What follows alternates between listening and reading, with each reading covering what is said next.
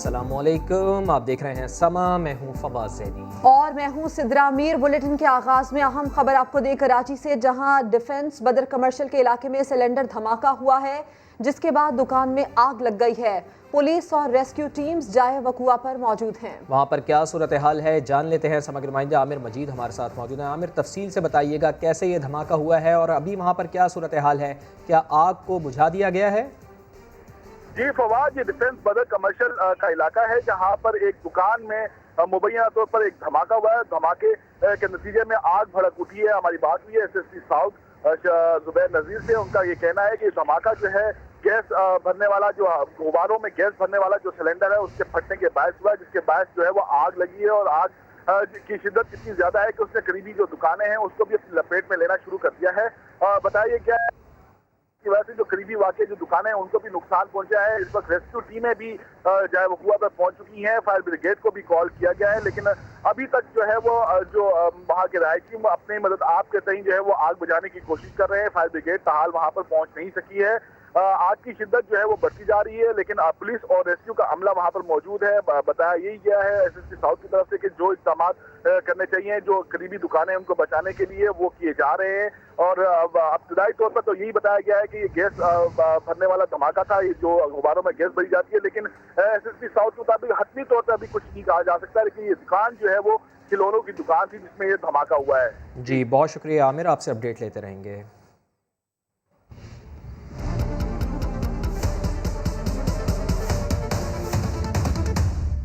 31 जनवरी 31 जनवरी 31 जनवरी 31 जनवरी PDM में से मैं भूल जाए। ये जनवरी तक के मेहमान हैं। 31 जनवरी जो है वो दी हुई है। 31 जनवरी तक तुम्हारे पास मोहलत है, इस्तीफा दो, घर जाओ। 31 जनवरी तक खुद ब खुद चला जाए जबरदस्त। 31 जनवरी तक हुकूमत को मुस्ताफी होने की मोहलत है। 31 जनवरी को उस तहरीक को हम शिकस्त देंगे। जनवरी इस्तीफा दो। जनवरी 31 तक ये सब मुस्ताफी हो जाए। ऐसी कई जनवरी आई और कई चली गई। 31 जनवरी जब आएगी, बकरे की माँ कब तक खैर मनाएगी। मैं क्रिकेट खेलता था, अगर कमजोर टीम आ जाती थी मैं कहता था मैंने नहीं खेला, किसी और को खिलाओ इनके खिलाफ। मुझे तो चैलेंज लेके मजा आता है। 31 जनवरी भी आ गई, लेकिन वजीर आजम का इस्तीफा नहीं आया। बड़े बड़े दावे करने वाली अपोजिशन ने असम्बलियाँ छोड़ी, ना ही लॉन्ग मार्च हुआ। PDM वाले तो अब एक साथ नजर भी नहीं आते। 31 जनवरी पर असद उमर ने तंज किया कि सुना है आज कोई इस्तीफा आने वाला था। वो इस्तीफे जो मुंह पर मारने थे उनका भी कोई अता पता नहीं है। 31 जनवरी तक हुकूमत को मुस्ताफी होने की मोहलत है। 31 जनवरी तक इमरान खान साहब को मुस्ताफी होना पड़े। ऑपोजिशन की दी गई डेडलाइन भी आ गई, मगर वजीर आजम का इस्तीफा ना आया।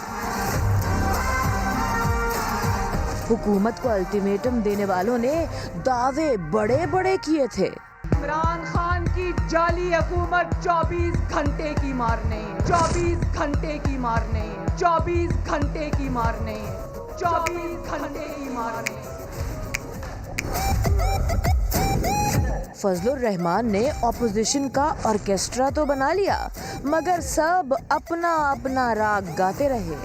जनवरी तक के मेहमान हैं। जनवरी से बहुत पहले चलती बनी। जनवरी के आखिर में इस्लामाबाद की तरफ पूरी कौम मार्च करेगी और पार्लियामेंट के इस्तीफे हम अपने साथ लेकर जाएंगे।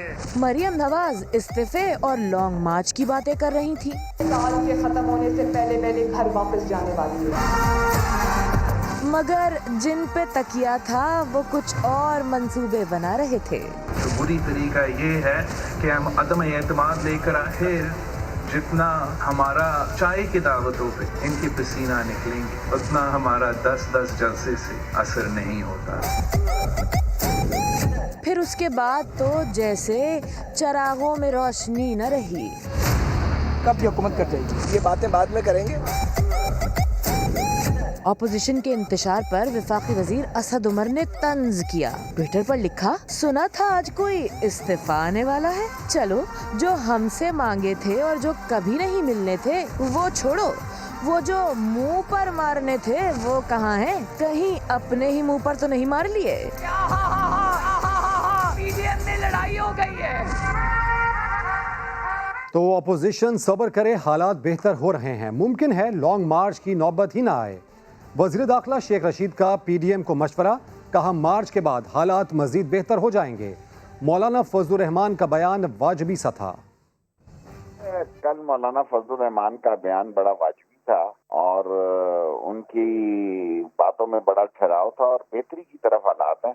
मुझे ऐसा लग रहा है कि मार्च के बाद हालात मजीद बेहतर हो जाएंगे और मुमकिन है लॉन्ग मार्च की नवीयत भी पेश ना आए। मेरा ख्याल है अब 2.5-3 साल हो गए और साल 1.5 साल की बात है, उन्हें सब्र और तहम्मुल से गुजारना चाहिए ताकि कोई ना उनको किसी परेशानी से गुजरना पड़े, ना हुकूमत को परेशानी से गुजरना पड़े और बामी अफहाम और तफहीम से मसले तय पा जाए।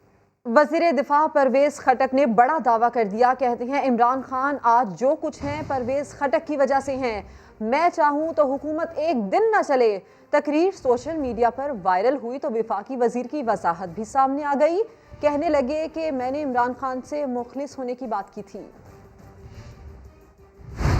जाली हुकूमत 24 घंटे की मार नहीं, 24 घंटे की मार नहीं।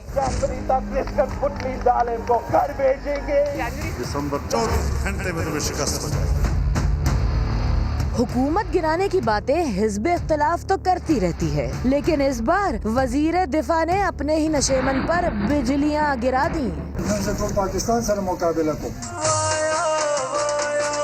परवेज खटक अपने आबाई हलके में दौरान खिताब जज्बात की रौ में ज्यादा ही बह गए। खुद पर इमरान खान के एहसानात तो गिनवाए, मगर दावा किया कि वो तनहा चाहें तो इमरान खान का तख्ता उलट सकते हैं। इमरान खान हुकूमत दौरान को चले, लेकिन इमरान खान पर हमारे एहसानात थी।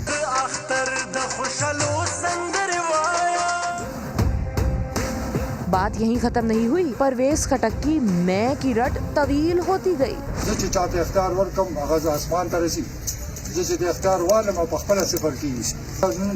पाकिस्तान से मुकाबला को टोल पाकिस्तान को मुखालिफ अपोजिशन की इज्जत की असम्बली मेंबरान जिसे टोल अभी संभालो।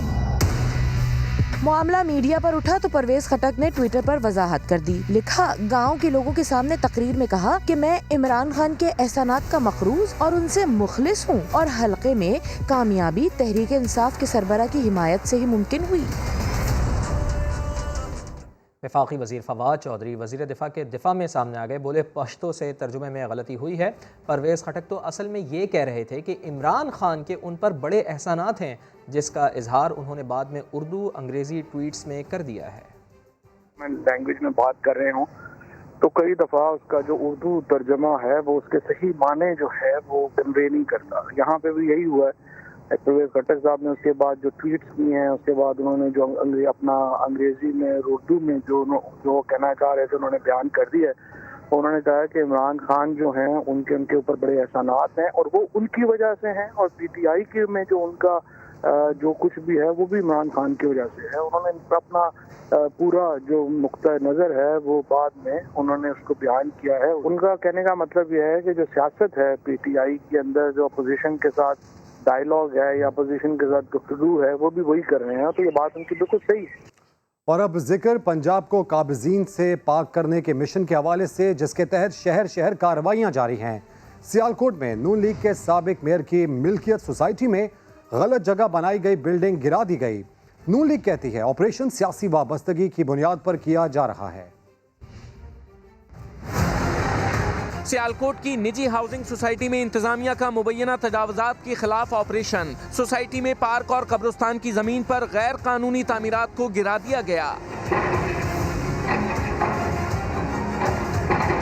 पंजाब की मुआविन खुसूसी इत्तलाआत फिरदौस आशिक अवान ने कहा कि कार्रवाई कब्जा माफिया के खिलाफ जारी ऑपरेशन का हिस्सा है। मालकान थे ख्वाजा आसफ साहब की बेगम और ख्वाजा आसफ साहब खुद, उनके बेटे और साबका मेयर सियालकोट। नोटिस मिलने के बावजूद मालकाने हाउसिंग स्कीम जो है उन्होंने ये कह के हवा में उड़ा दिया कि नोटिस मिलिया कख नहीं लिया। हाउसिंग सोसाइटी मुस्लिम लीग नून के साबिक मेयर तौहीद अख्तर की मिल्कियत है। तौहीद अख्तर ने कहा कि उनको सियासी वाबस्तगी की बिना पर निशाना बनाया गया है। ख्वाजा आसफ का बेटा हमारा जो पार्टनर है उस कॉलोनी के अंदर जो है 20% का, और ख्वाजा आसफ जो है इस वक्त नैब की कस्टडी में है, और प्रेशर को बिल्ड करने के लिए और मुझे कहा जा रहा है कि जी आप वफादारियाँ बदलें।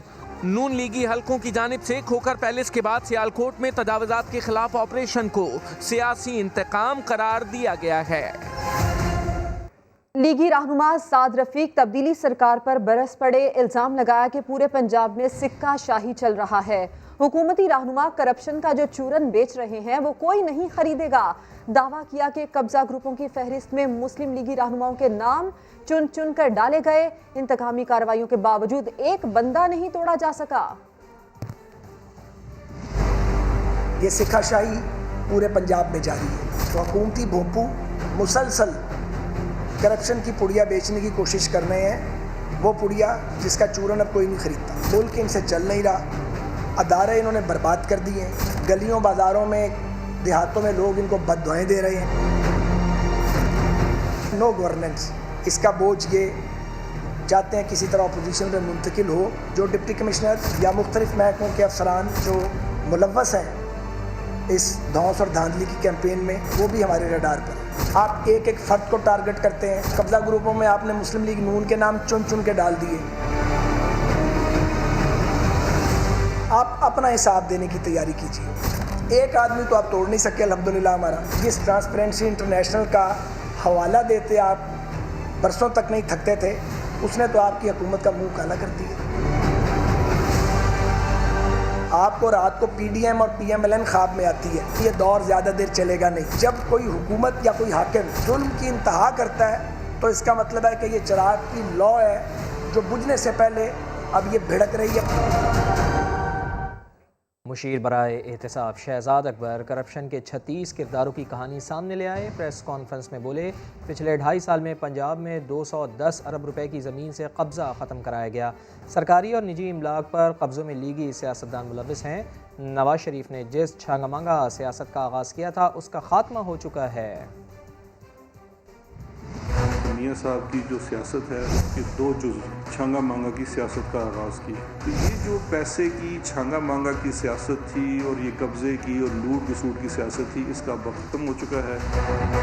तो उनकी साहबजादी एक ऐसे ही सियासी सरपरस्ती में पले हुए माफिया के घर पे खड़े होके हुकूमती कारिंदों को ललकार रही थी और साबित कर रही थी कि हम इसी लूट और खसूट की सियासत को जारी रखेंगे। जो रोना धोना है ये अपनी प्रोटेक्शन के लिए कर रहे हैं। सिर्फ पंजाब में 210 अरब रुपए से ज़ायद रिकवरी हुई है पिछले 2.5 सालों में।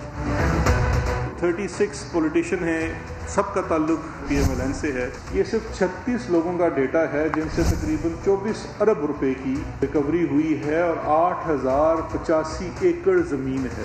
ये ड्राइव जारी रहेगी और अब खुफिया राय दही में पैसे का इस्तेमाल होता है और हमारी पूरी तारीख इससे भरी हुई है। तो इसको ख़त्म करने के लिए तो बड़ा सिंपल सा तरीका है कि ये ओपन बैलेट हो। अगर अपोजिशन साथ नहीं चलती तो मतलब है कि ये खरीदो फरोख्त में वो शामिल होना चाहते हैं। इसमें कंसल्टेशन हमने उनसे क्या करनी है? कंसल्टेशन तो यही है कि साढ़े केस बंद कर दो, तो वो तो इमरान खान कभी भी नहीं करे।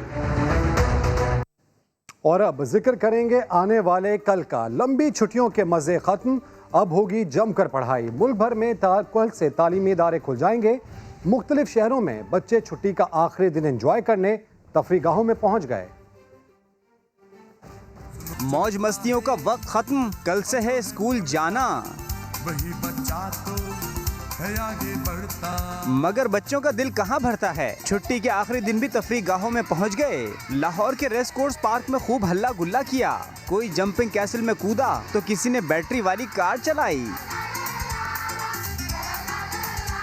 स्कूल खुलने पर कोई उदास है तो कोई खुश। पहले किसी और पार्क में गए थे, आप फिर अपने पप्पो का आए हैं, अब इस पार्क में आई हैं। छुट्टियां बहुत ज़्यादा हो गई हैं और पढ़ाई का भी हर्ट बहुत ज़्यादा हो गया है और मेरा तो बहुत दिल कर रहा कि मैं स्कूल जाऊं। आज आखिरी छुट्टी है मेरी तो मैं घूमने आया हूं। घर में भी हमने बड़ा एंजॉय किया। रावलपिंडी के अयूब पार्क में भी बच्चों ने खूब झूले झूले, डॉजिम कार के भी मजे लिए और आइसक्रीम भी खाई। कल हमारे स्कूल ओपन हो जाएंगे, इसलिए हम लोग आज घूमने आए। बहुत मज़ा आ रहा है इस पार्क में। छुट्टियाँ हो गई हैं लेकिन स्कूल भी जाना है, पढ़ाई करनी है, लेकिन मेरा दिल नहीं करता। कराची के फेरियर हॉल में भी बच्चे सैर व तफरीह करते नजर आए। तो कल स्कूल खुलेंगे, कई बच्चे रोएंगे, कई बच्चे खुश हो जाएंगे। ऐसे में दो भाइयों उमर और हसन का हाल भी कुछ ऐसा ही है। कराची से मुदस्सिर नज़ीर की रिपोर्ट में देखिए। उमर और हसन आखिरी छुट्टी का मजा लेने फेयर हॉल पहुंचे हैं। बात हुई, मालूम हुआ कि उमर का अब भी स्कूल जाने का मूड नहीं। I'm so sad that tomorrow schools are opening, so that's why we came to park to play some games because today is the last day to play. मगर हसन का मामला मुख्तलिफ है। लोग साइकिलिंग करते थे, फुटबॉल खेलते थे, तो बस सही है, अच्छी बात है कि खुल कर पढ़ाई करेंगे जाएंगे। नन्ही राबिया के पास शरारत का नया प्रोग्राम है। अपने घर में मामा पापा को बहुत तंग किया, अब हम सुबह स्कूल जाएंगे, टीचर को भी तंग करेंगे। स्कूल खुल रहे हैं, बच्चे भी आएंगे, मगर याद रखिए कोरोना अभी कहीं गया नहीं, एहतियात करना होगी। कैमरामैन शाहिद बलोच के साथ मुदस्सिर नज़ीर, समा, कराची। वज़ीर आज़म इमरान खान कहते हैं कि मौशी मैदान से मज़ीद अच्छी खबरें आ रही हैं। कंज्यूमर प्राइस इंडेक्स और महंगाई हमारे इक़्तिदार में आने के वक्त से कम हो गई है। ट्विटर पैगाम में उनका कहना था कि महंगाई कम करने की उनकी कोशिशों के नताइज आने लगे हैं। हुकूमत संभालते वक्त अफरात ज़र और को प्राइस इंडेक्स ज़्यादा थी, जिसको कंट्रोल किया गया। उन्होंने कहा कि अफरात ज़र को कंट्रोल करने के लिए किए गए इक़दाम मौसर रहे। महंगाई पर मज़ीद काबू पाने के लिए मौशी टीम को मुतहरिक कर दिया गया है। और सार्फिन के लिए अच्छी खबर कि इस्लामाबाद में सब्जियां सस्ती हो गईं। आलू, प्याज, टमाटर और गोभी की आसमान से बातें करती कीमतें अब ज़मीन पर आ गई हैं। वहाब कामरान की रिपोर्ट। महंगाई फिलहाल भूल जाएं, क्योंकि महंगाई की पिच पर कुछ अरसे से जारी सब्जियों की हार्ड हिटिंग को ब्रेक लग गई। जी हां, शहर इक़्तिदार में सब्जियां अब वाकई सब्जियों के भाव में ही मिल रही हैं। आलू, प्याज, टमाटर, बैंगन सब का एक ही दाम 40 रुपए किलो। फूल गोभी और बंद गोभी दोनों 24 रुपए में दस्तयाब। गाजर 30 और शलजम सिर्फ 20 रुपए किलो। इस्लामाबाद के हफ्तावार बाजारों में 120 वाला मटर हो गया 48 रुपए किलो। 650 रुपए किलो मिलने वाली अदरक 268 पर आ गई। माड़ू 30 जबकि कद्दू 50 रुपए किलो मिल रहे हैं। कीमतों पर शहरी भी मुतमईन हैं। यहाँ पर बहुत अच्छे रेट है, यानी टमाटर को आप देख रहे हैं तो 100 रुपए में 2.5 किलो। जो पहले 1000 रुपए का खर्चा लगता है, इस वक्त 600-700 रुपए में चीज़ चल रही है। इस वक्त यूँ चलता रहना चाहिए, आवाम खुश रहती है इस तरह। आसमान से बातें करती कीमतें आखिर जमीन पर कैसे आ गईं, वजह भी जान लीजिए। मुल्क की चीजें हैं ये। टमाटर सिंध का है, प्याज सिंध का है, आलू अपने पंजाब का है। वजह यही है, तकरीबन 2-2.5 माह तो रहेंगी ना, उसके बाद रेट बढ़ेंगे। शहरियों का मुतालबा है कि हफ्तावार बाजारों की तरह आम मार्केट में भी कीमतों में कमी के हवाले से इक़दाम किए जाएं। शहरी कहते हैं सब्जियां आजकल तो सस्ती हैं, लेकिन उन्हें यह भी खदशा है कि कल को मुनाफाखोर फिर से सरगर्म होकर मसनूई महंगाई न कर दें, इसलिए मुतल्लिका इदारों को जागते रहना होगा। कैमरामैन राहिल कुरैशी के साथ वहाब कामरान, समा, इस्लामाबाद। खेल के मैदान से आपको खबर देंगे। चीफ सेलेक्टर मोहम्मद वसीम ने जनूबी अफ्रीका के खिलाफ T20 सीरीज के लिए 20 रुकनी स्क्वाड का ऐलान कर दिया। अच्छे रिकॉर्ड के बावजूद मोहम्मद हफीज को ड्रॉप कर दिया गया। वहाब रियाज और फखर जमान समेत 7 क्रिकेटर्स को टीम से बाहर कर दिया गया। जाहिद महमूद और दानिश अजीज को पहली बार स्क्वाड में शामिल किया गया है। आमिर यामीन, मोहम्मद नवाज, आसिफ अली और हसन की वापसी हो गई। जनूबी अफ्रीका के खिलाफ T20 स्क्वाड का ऐलान। जाहिद महमूद और दानिश अजीज पहली बार टीम में शामिल। जफर गौहर और इमाद भट्ट को भी जगह मिल गई। फखर जमान, अब्दुल्ला शफीक, शादाब खान, इमाद वसीम, मोहम्मद मूसा, वहाब रियाज टीम से बाहर। इनफॉर्म क्रिकेटर मोहम्मद हफीज को भी ड्रॉप कर दिया गया। आमिर यामीन की 3 साल, मोहम्मद नवाज की 2.5 साल बाद टीम में वापसी हो गई। आसिफ अली को 1 साल और इंजरी से सेहतियाब होने वाले हसन अली को 1.5 साल बाद टीम में जगह मिली। जनूबी अफ्रीका के खिलाफ बाबर आजम टीम की क़यादत करेंगे। दीगर खिलाड़ियों में हैदर अली, खुशदिल शाह, हुसैन तलत, इफ्तिखार अहमद, फहीम अशरफ, मोहम्मद रिजवान, सरफराज अहमद, शाहीन शाह अफरीदी, हारिस रऊफ, मोहम्मद हसनैन और उस्मान कादिर शामिल हैं। स्पिनर जाहिद महमूद को डोमेस्टिक में उम्दा कारकर्दगी का सिला मिल गया। जनूबी अफ्रीका के खिलाफ T20 सीरीज़ के 20 रुकनी स्क्वाड में उनका नाम भी शामिल है। समा के नुमाइंदे कादिर ख्वाजा को खुसूसी इंटरव्यू में कहते हैं कि मेरी बॉलिंग का हथियार गुगली और ड्रिफ्टर है। अच्छी परफॉर्मेंस देता आया हूँ और देता रहूँगा। वालिदैन बेताब हैं कि पाकिस्तान की तरफ से खेलूँ। हर क्रिकेटर की ख्वाहिश होती है कि एक ही ख्वाहिश होती है कि मैं पाकिस्तान के लिए खेलूँ। मेरी भी यही ख्वाहिश है कि मैं पाकिस्तान के लिए खेलूँ। अपने मुल्क में खेलने के लिए जो है सब जो है बेताब होते हैं। जितना जैसे कि क्रिकेट नहीं हो रही थी इतने टाइम से पाकिस्तान में, तो जो है ये हमारे लिए बड़ी खुशी की बात है कि यहाँ हमारे पास क्रिकेट वापस आई है और अपने मुल्क में क्रिकेट खेलेंगे, तो ये सब बड़ी खुशी की बात है। कोशिश करूँगा मैं अच्छा परफॉर्म करूँ, अच्छा खेलूँ, अपने जो है बॉलिंग अच्छी करूँ और ज़्यादा से ज़्यादा जितना अच्छा परफॉर्म कर सकूँ। कुछ मौसम की बात तो कोयटा में सर्दी का जोर टूट गया, मामूलाती जिंदगी बहाल होने लगे। रिपोर्ट करेंगे मोहम्मद आतिफ। कोयटा में सर्दी की शिद्दत में कमी आ गई। महकमे मौसमियात के मुताबिक पारा -10 से कम होकर -1 डिग्री सेंटीग्रेड रह गया। शहरियों का कहना है कि मौसम की तब्दीली के साथ ही मामूलात ज़िंदगी बहाल, कारोबार चल पड़ा है। बेहतरीन मौसम है कोयटा का, तो यही उनकी ख़ास खूबी यही है कि सर्दियों के हिसाब से थोड़ा बहुत उस पर इन्फेक्शन पड़ जाता है। अभी तो माशाल्लाह अभी सही हो गया, कारोबारी भी स्टार्ट हो गई और हमारे रोज़मर्रा का मामूल भी कम की शुरू हो गया है। शहरियों का कहना है कि सर्दी कम होते ही उन्होंने गर्म मलबूसात का इस्तेमाल भी कम कर दिया है। महकमे मौसमियात के मुताबिक आइंदा 24 घंटों के दौरान सर्दी की शिद्दत मज़ीद कम होगी। कैमरामैन जफ़र बलोच के साथ मोहम्मद आतिफ, समा, कोयटा। आज़ाद कश्मीर की सब्ज़ वादियों में इन दिनों शदीद जाड़ा है। वादी नीलम में दर्जा हरारत -13 रिकॉर्ड किया गया। उधर नथिया गली में लोग संडे फंडे मनाने पहुँच गए। आज़ाद कश्मीर की खूबसूरत वादियों पर सर्द मौसम का डेरा है।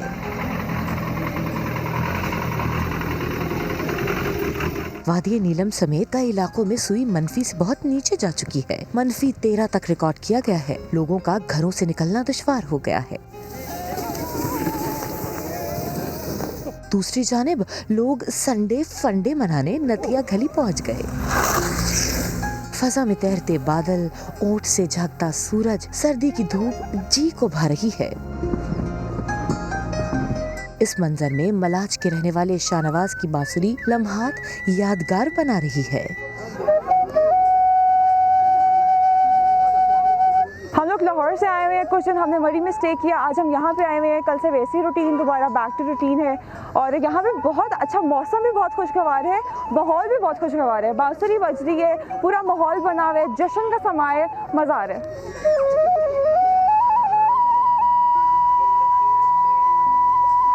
कहीं सेल्फियां चल रही हैं, कहीं स्नो ट्यूबिंग की जा रही है। सर्द मौसम में गर्मा गर्म चटपटे खाने और मीठी मीठी बातें। नथिया गली इन दिनों सयाहों का मस्कन बन गई है।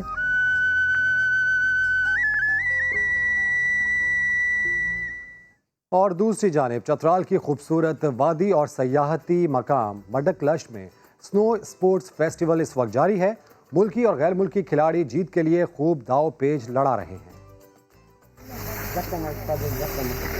चित्राल की तहसील दरोश के इलाके मडाकलश में स्नो फेस्टिवल जारी। फेस्टिवल के दूसरे रोज Canadian high commissioner miss Wendy Gilmour, Pakistani आला हुक्काम, मुल्की और गैर मुल्की सयाहों की बड़ी तादाद ने वादी का रुख किया। फेस्टिवल में रिवायती सकाफती प्रोग्रामों की महफिलें भी सज रही हैं। उधर गदर की खलती झील पर आइस फेस्टिवल सजाया गया। फेस्टिवल में गदर के अलावा हुंजा और नलतर की आइस हॉकी टीमों ने शिरकत की। सयाहों ने मौसम और फेस्टिवल दोनों का खूब लुत्फ उठाया। हमें बहुत ज़्यादा खुशी हो रही है कि जो है विंटर स्पोर्ट्स को जो है प्रमोट किया जा रहा है, स्पेशली हमारी पीटीआई का गवर्नमेंट की तरफ से जो ये इवेंट ऑर्गेनाइज किया गया। सयाहों ने फेस्टिवल को सयाहत के फरोग के लिए अहम करार दिया। पाकिस्तानियों के लिए है अच्छी खबर। चीन से कोरोना वैक्सीन लाने का मिशन अब आखिरी मरहले में है। 5 लाख डोजेस की पहली खेप पाक फजाइया के खुसूसी तैयारे पर लोड कर दी गई।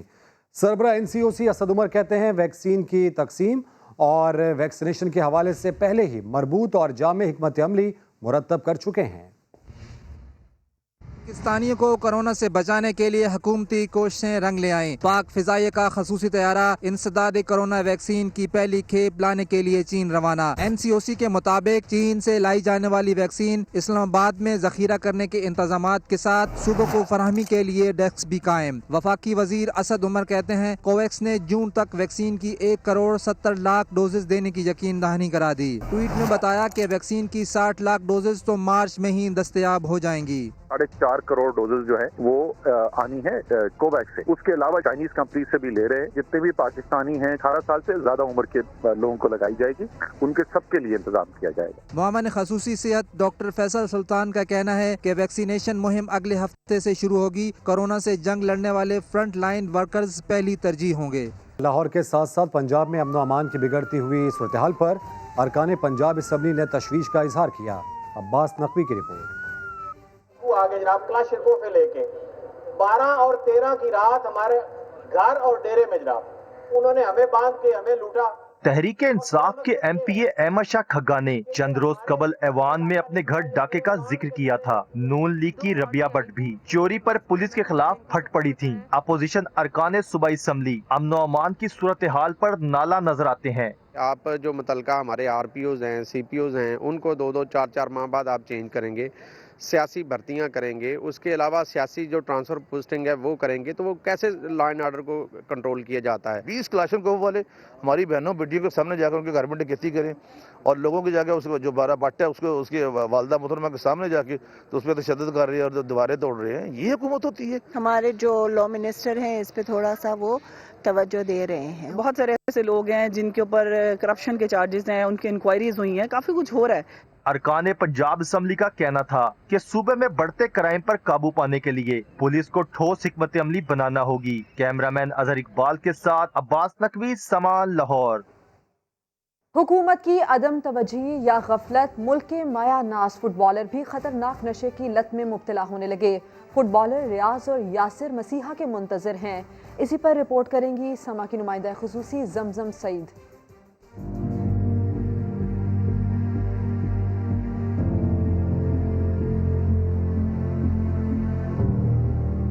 ये दास्तान है मुशर्रफ कॉलोनी के रिहायशी रियाज और यासिर की। एक फुटबॉल का बैनुल अक़वामी खिलाड़ी था तो दूसरा कौमी। रियाज 2013 में सेकंड एशियन यूथ गेम्स में भी शिरकत कर चुका है। यासिर भी एक चमकता सितारा था। मैं भी एक प्लेयर था, इंटरनेशनल प्लेयर था और अपने पाकिस्तान के लिए खेलता था। मैं लाहौर भी खेल सकूँ, रहीमियार खान भी खेल सकूँ, ये अपना बलूचिस्तान तक भी गए हूँ खेलने, उधर भी माशाल्लाह जीत के आए। उसके बावजूद भी हमें फिर भी कुछ नहीं मिला। अपने पैरों से फुटबॉल को नचाने वाले रियाज और यासिर को मुआशी मसाइल ने ऐसा घुमाया कि दोनों को नशे की लत लग गई। ये जिंदगी से तंग आ गया हूँ मैं। अभी ये क्रिस्टल हम लोगों का जिस्म में घुस गया है, नौजवानों का। अभी हम लोग क्या करें, मिलता नहीं है, दिमाग काम नहीं करता है, हड्डियों में दर्द होता है, पेट में दर्द होता है, इंसान चल नहीं सकता है।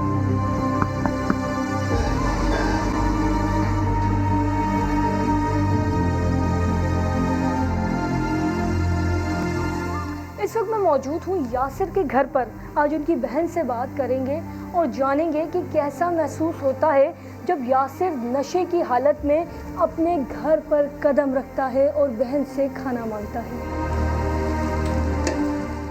ये घर में आते खाना मांगते, हम देखते हैं तो हमारे खून जल लेता है। मेरा भाई इस तरह है, मेरा माँ जाती है काम पे।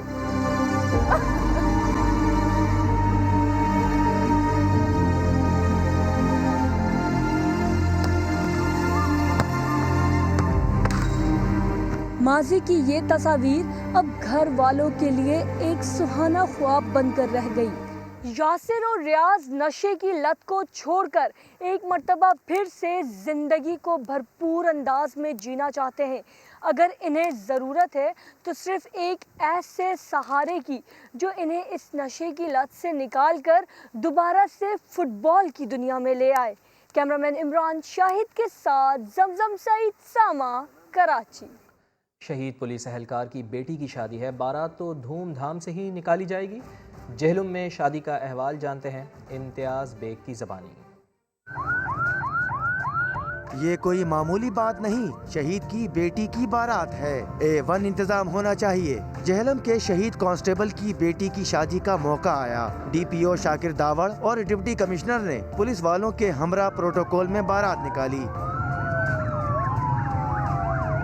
शहीद कांस्टेबल सदाकत को खराज अकीदत पेश किया।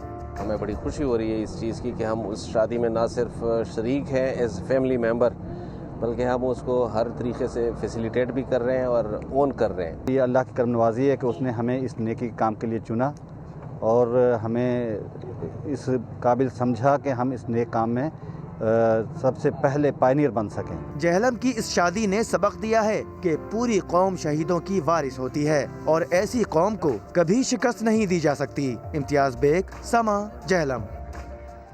नामालूम अफराद ने कैलिफोर्निया के सेंट्रल पार्क में गांधी का मुजस्मा तोड़ डाला, सर अलग कर दिया। भारत ने ये मुजस्मा अमेरिका को तोहफे में दिया था। अमेरिका में महात्मा गांधी का मुजस्मा तोड़ दिया गया। कैलिफोर्निया के शहर डेविस में नामालूम अफराद ने सेंट्रल पार्क में घुसकर गांधी का मुजस्मा गिराया और उसका सर अलग कर दिया। भारत ने वाकये की मजम्मत कर दी। गांधी का ये मुजस्मा 2016 में भारतीय हुकूमत ने अमेरिका को तोहफा किया था। एक महीने पहले किसान तहरीक के हामियों ने इसी मुजस्मे का चेहरा बिगाड़ दिया था और उस पर खालिस्तान का परचम लपेट दिया था और इसके साथ ही मोदी का कार्टून भी लगा दिया था। ये लोग मोदी डिक्टेटर वाले प्ले कार्ड्स भी उठाए हुए थे। वादी स्वात के गांव निजीग्राम में बुधा फ्रेस्को पेंटिंग्स दरियाफ्त हुई हैं। 2000 साल कदीम फनपारों की दरियाफ्त से फ्रेस्को आर्ट के इसी वादी से शुरू होने के इम्कानात भी वाज़े हो गए हैं। सैयद शहाबुद्दीन की रिपोर्ट। गंदारा तहजीब की राजदा वादी स्वात। यहाँ हजारों साल कदीम आसार आज भी असल हालत में मौजूद है। पुराने सिक्के और फन तामीर के नवादिरात का मिलना मामूल है, मगर पहली बार फनपारे दरियाफ्त हुए हैं। नजीग्राम में अबासेब चिना के आसार में खुदाई के दौरान बुधा फ्रेस्को पेंटिंग्स मिली है। ये गीली सतह पर चूने और रोगन से मुनक्कश शाहकार है। तारीख़ी इसकी जो अहमियत है तो मतलब 2000 साल पहले की ये अर्लीस्ट हमारे पास फ्रेस्को पेंटिंग मौजूद है। ये टेक्निक अब भी है, मतलब अभी इटली में बहुत ज़्यादा है जो उनकी चर्चेज़ है। बुद्धिस्ट कॉम्प्लेक्स में खुदाई का काम बड़ी बारीक बीनी और महारत से किया जाता है। माहिरीन बताते हैं इसी मुकाम से चौथा बड़ा स्टूपा और दीगर नवादिरात दरियाफ्त हुए हैं। हॉरिजॉन्टल और वर्टिकली दोनों रूल्स फॉलो किए हैं यहाँ पे, तो मतलब बहुत स्लो हम गए हैं इसमें। इनिशियली हमें नहीं पता था कि यहाँ पे कोई पेंटिंग्स इस तरह की चीज़ हो सकती है। इन नवादिरात को महफूज बनाने के बाद स्वात अजायब घर की जीनत बनाया जाएगा। गंदारा तहजीब के इब्तिदाई दौर के ये आसार जहाँ कदीम फन तामीर का शाहकार है, वही पहली बार दरियाफ्त होने वाली फ्रेस्को पेंटिंग्स बुद्धमत दौर के फ़नूनी लतीफ़ा की भी अक्कास है। कैमरामैन फरजंद अली के साथ सैयद शहाबुद्दीन, समा, स्वात। में कम उम्र ड्राइवर फहद की गाड़ी चलाते हुए एक और वीडियो मंजर आम पर आ गई है। 7 साला फहद ने गाड़ी चलाते हुए टिकटॉक के लिए वीडियो बनवाई थी। बात करेंगे इसी पर आसिफ बलोच से। आसिफ, इनके वालिद ने तो पुलिस को ये यकीन दहानी करवाई थी कि ये गाड़ी नहीं चलाएंगे। जी बिल्कुल ऐसा ही है। सीटीओ को एफिडेविट लिख के दिया गया था कि अब जो है फहद वो मुकम्मल तौर पर गाड़ी को हाथ नहीं लगाएंगे और रोड पर नहीं लेके आएंगे। लेकिन ये एक और दूसरी वीडियो वायरल हुई है जिसमें देखा जा सकता है कि फहद ना सिर्फ खुद ड्राइव कर रहे हैं बल्कि एक छोटा उनका दोस्त भी उनके साथ बैठा हुआ है और गाड़ी चलाते वीडियो बनाई है। साथ साथ टिकटॉक के ऊपर भी ये वीडियो जो है वो वायरल की गई है। सोशल मीडिया पर अब ये दोबारा वीडियो वायरल की गई है, जिसके बाद जो है फहद और उसके वालिद का अब बयान आ रहा है उनका ये मुताबिक कि ये जो वीडियोस हैं ये पुरानी हैं, लेकिन अभी आसिफ, तफसील के लिए आपका शुक्रिया। यहाँ लेंगे एक ब्रेक जिसके बाद होंगी हेडलाइंस। आप देखते रहिए समा।